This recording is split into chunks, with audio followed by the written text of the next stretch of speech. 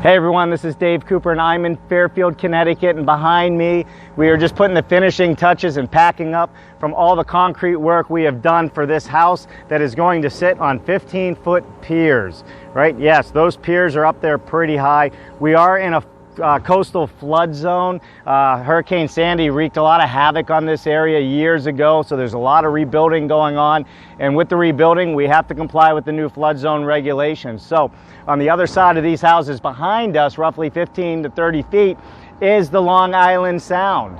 And on the other side of this, that you can't see on this way, is actually a lot of marsh area, inlets, and so forth. So with that said, we have a house coming here roughly in about 2 weeks. So 3 weeks from now, we should have a house on piers sitting here.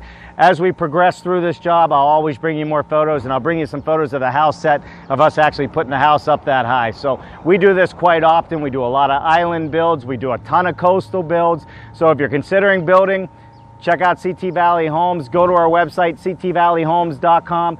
Download the 25 questions to ask a builder. And as always, ask us those same questions. I'm Dave Cooper, and we'll see you next time.